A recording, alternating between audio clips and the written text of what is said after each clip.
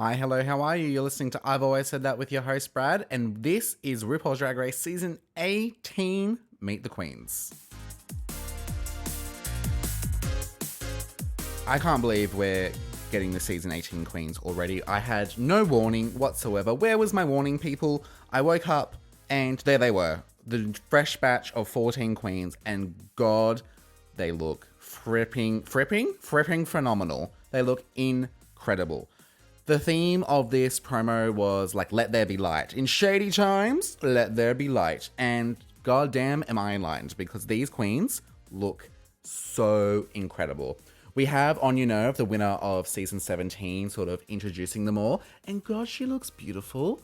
Like, she looks so incredible. This sort of like soft oranges and pinks and gold looks so beautiful on her. She's mugged out of her mind. What an incredible winner. I fucking love Anya, and I'm so glad to see her.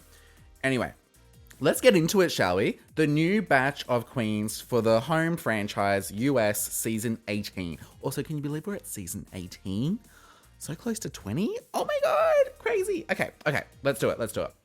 First up, we have Athena Dion, mother of who you might remember from season 16, Morphine Dion, and also related to someone else in this cast that we'll get to a little bit later. But Athena Dion, this look, I think so spectacular. Is it LeMay or something around? And these massive ass shoulder pieces. Like, you think, I feel like on paper this doesn't work, but in movement and in this photo that I'm looking at, she looks amazing. Her face is gorgeous. Like, the details, it looks like she knows how to accessorize, and she knows how to put a full look together without going over the top. Because I think with the shoulders and everything, it could have easily been too much, but it looks right.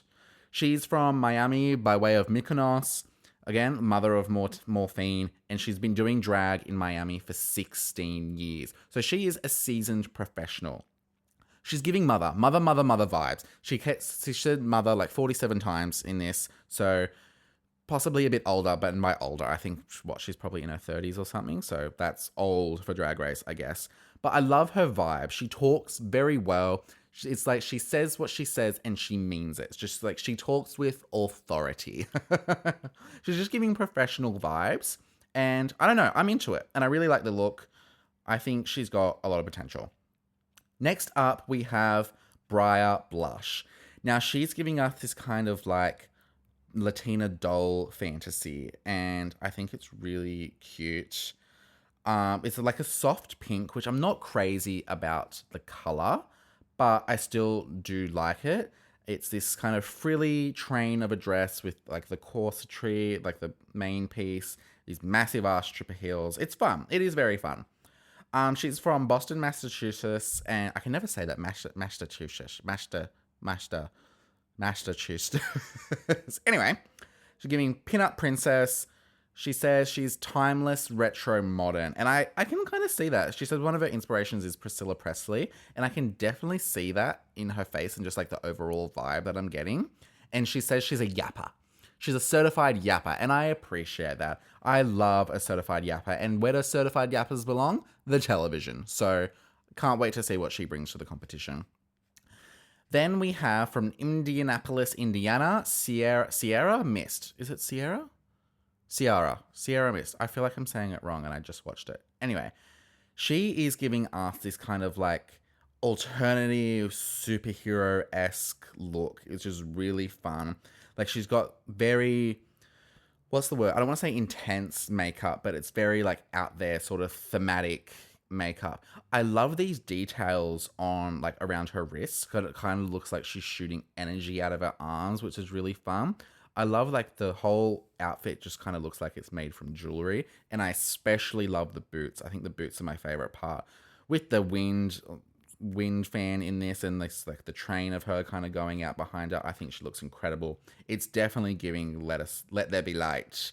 She said she's inspired by like comics such as in the Power Rangers, and that's definitely coming through in this. She's got a really fun personality. It's just the one thing with the makeup is the lips going like down around the side. It's her signature makeup. So I think it's just something that, because I haven't seen it a lot, it's something that I'm noticing every time I look at her. So I just need to get used to like being. It's like when Trixie first started. It's like, oh my god, that's crazy makeup. Not to compare like the two's makeup, but just the fact that it's something different. So you need to get used to seeing it first before you can appreciate it. Because I think it's done well.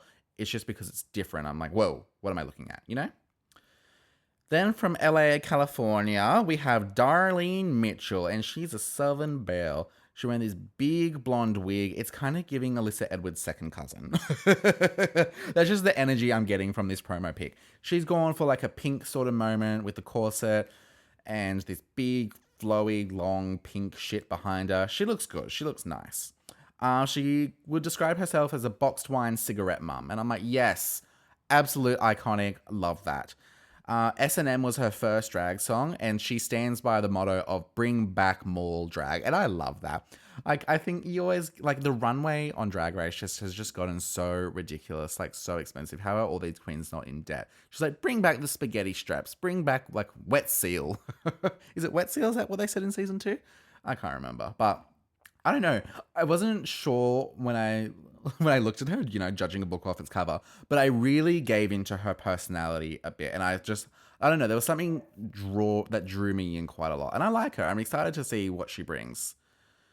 Next up, we have Didi Fuego, New York by way of Mexico, and she is a very handsome drag queen.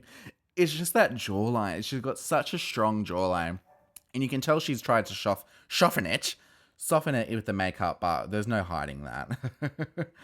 They ask her what her hidden talents are, and she's like, hidden? There's nothing hidden about me. If I've got a talent, I'm going to monetize it. And I'm like, hell yeah. She's like, I've already got my All-Stars teeth. I love that. She's really fun. She's got bounds and bounds of personality. I think she's going to be a good time. And I think she's just one of those queens that you could just watch talk forever and just be so enthralled and entertained. And I'm like, I love that. Next up, we have Discord Adams from Florida. I think there's a lot of Florida queens this season, and she's kind of giving us like gothic alternative sort of vibes. It's like she's wearing the what's that fat painting called? That fat painting. Oh my god. In the Sistine Chapel. I don't know. You know what I mean? It's like all those like massive paintings that's kind of been deconstructed with all the framework making up the bodice. I think that's really, really cool. She's a maximalist at heart, and I absolutely love that. I think bring back maximalism. She's got this white hair that goes into like a flaming orange, yellow, black mohawk, and I think that's so fun. Showing off all her tattoos, which I think is just really giving into like the vibe of who she is as a person and a performer. She's a high fashion punk rock maximalist, and she's a mix between Lady Gaga and Mick Jagger. And I'm like, okay, fun. Something a bit different, and I'm excited. Oh, I just noticed she got a Chromatica tattoo. Like, that's fun. Love that. Love Chromatica. Can't wait for that. So, come on, Discord. Let's see what you got. Next up, we have Jane Don't from Seattle. Now, this look. She's mugged out of her mind. Her mug is beautiful. I like the hair.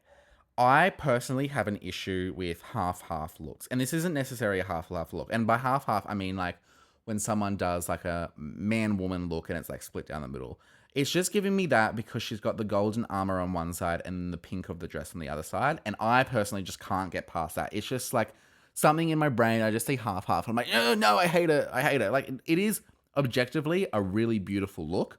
I would have just loved to have seen some gold in the pink side, like some like bits of gold jewelry or something hanging from the left part of the bodice.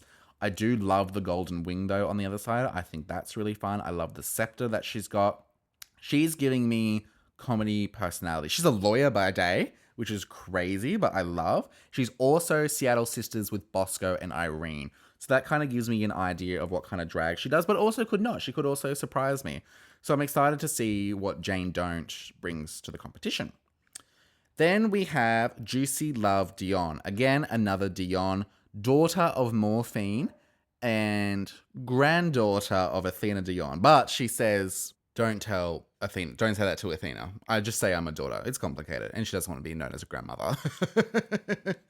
Anyway, Juicy is absolutely fucking gorgeous. She's giving enlightened goddess with this absolutely stoned out of your mind corset and then all this drapery coming off her. She looks absolutely beautiful. She got this gorgeous like halo headpiece, and the short wig really works with this, like the finger wave wig. And her face is just so beautiful. She's incredible. She's from Miami, and she describes herself as a Latina club kid androgyny. I've seen clips of Juicy performing, and I just know you would give this girl all your money at the club. She is an incredible performer down, and anyone with any relation to morphine is going to be an incredible performer. Absolutely. Then we move on to Kenya Pleaser, and it wasn't until I watched back the Meet the Queens that I actually got the joke of her name. I was like, Pleaser, I know this is a joke, but I can't really get it. And it's like, can you please her? And I'm like, that's great. It's good. She's from South Carolina. And as I'm watching her interview, I'm just like instantly smiling. She's just got such good energy about her. I'm absolutely so attracted to her vibe. She sounds like an inspirational speaker, and that she could like narrate. Like, she could replace David Attenborough when he will unfortunately pass away. I'll cry. She could do that. And I'm obsessed. I'm absolutely obsessed with her. She's wearing this beautiful, like, deep chocolate brown sort of corset, this high updo pageant hair, and with the wind coming through her, she looks so fucking beautiful. She reminds me of Lizzo a bit, and she said that she's, like, gets Lizzo a lot as well during her Meet the Queens, and I'm excited to see her. I think she's one to watch out for. Moving on, we've got Mandy Mango. Now, this hair on her promo look is incredible. It's like sculpted into a crown with like encrusted jewels hanging from each section as well. I do like this look. It's simple at the front, and then it's got like a lot of ruffles and stuff going on the back.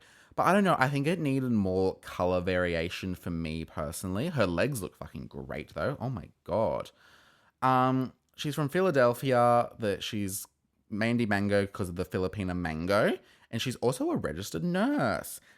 And I like what she says about being a part-time entertainer but a full-time drag queen, because being a drag queen is also all about being an advocate and the advocacy that goes along with it. So I really like that as well. I think she's another one that gives me great energy, so excited to see Miss Mandy. Then we have Mia Starr from Palm Beach, Florida. Again, another Florida girl, sorry. This look, it's not my favorite look. It's the corset with, again, big shoulder pieces, not as big as Athena's shoulder pieces, but still big, but then there's a lot of drapery coming off them. I don't know. It's not my favorite. I wish there was more fabric on herself rather than on the shoulders. I don't know. I'm just feeling a little bit unbalanced to me personally. But the mug is great. The hair is great. She's a choreography girl. She's danced with people like Rihanna, Britney Spears, Camila Cabello. And she started drag in 2008, but actually had a 14-and-a-half-year break. And I'm like, damn, okay. What a comeback then. And she's also a singer. She was on The Voice. So I'm like, okay, she's got experience. I think she's going to turn it out in the performance challenges. And I don't know. I feel like I'm already underestimating her. So it'll be interesting to see how she like changes my perspective on her. That's what I like about the Meet the Queens, because you get these first sort of impressions of everybody, but then it obviously is going to change no matter what. So it's fun. Then we have Mikey Meeks, and she says her two biggest inspirations are Sasha Colby and SpongeBob. And I'm like, I love you. You're incredible, and I love you. She's from Orlando, Florida, and this look, oh my God, I don't know what this fabric is, but it's like, I don't know if ribbed is the right word, but it looks so incredible. And there's lots of like pearls coming off it and everything. Her makeup is so gorgeous. It's kind of giving 1920s a bit. I don't know. And like the ribboned hair as well. I think it would have been very easily been too much with all the pearls and accessories and stuff. But I think it is just at the right level where she looks so incredible. I fucking love this look. She says she's referred to as Dr. MD. The MD stands for mental disorder. And she's a theatre powerhouse. I'm like, oh, there it is. I love me a theatre queen. That's why I love her so much. Like, that's the energy I got straight away. So I hope, justice for the theatre queens, I hope she pushes past that kind of theatre queen curse. Then we have from Denver, Colorado. It's not a drag name, it's just Colorado. Nini Coco.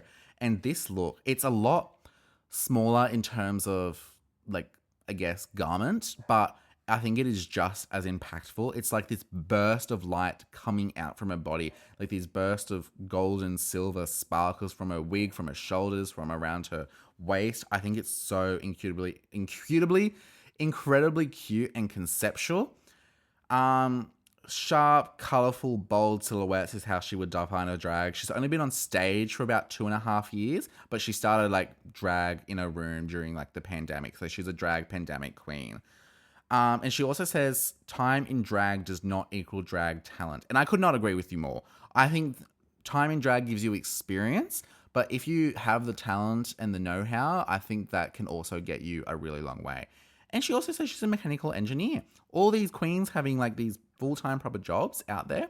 That's another thing, because I think drag is becoming so saturated. It would be hard for these queens to get bookings. Like, this is season 18. That's so many queens just in the US fighting for bookings, along with all the local queens as well. So it's not surprising to hear that a lot of these girls have full-time jobs outside of drag. And then to round out the group of the season 18 girls, we have Vita Vontae Star from Montgomery, Alabama. Now, this isn't my favorite look. It's very simple. It's like a deep orange caramel mini dress with like the cape on the back. It's her face, her hair, and the headpiece that I really love. But she gives me so much attitude. She gives such aura and presence that I'm really like enthralled by. What's the word of the day, isn't it? Enthralled. She's old school, powerful, meaningful. That's the kind of words just affiliated with her. And she's also a designer and a sewer. So I'm excited to see what she turns out in the sewing challenges. Overall, I think this is a really incredible cast. I was blown away not only because I was surprised that they dropped the cast, but I just love a cast reveal and I'm so excited. It's the original Drag Race. They do it so well, and the budget of the ad that went along with the Meet the Queens, incredible. Like, you can't beat it. My favorite look from the promo would probably have to be either Athena Dion or Nini Coco. Two very, very different looks, but accomplished very, very well done, very, very well. Now, my top 4 prediction, I've seen no spoilers and I don't want any spoilers for this season. My top 4 prediction in no particular order would be Athena Dion, Kenya Pleaser, Mikey Meeks, and Vita Vontae Star. There would be my top 4 just from the Meet the Queens. That's the sort of vibe I'm getting. But that's the thing, it's just the Meet the Queens. I'm looking forward to being blown away by all of them and proven wrong. I think that's what makes it fun. I like being wrong, so I'm just like along for the ride, you know? I love Drag Race, and I could never do what these queens do. I think I'm a fan of all of them. Make sure you go give them all a follow. Send them all the love, and I think I'm ready for an incredible season 18 of Drag Race. Season 18, I still can't believe it's season 18. That's so crazy.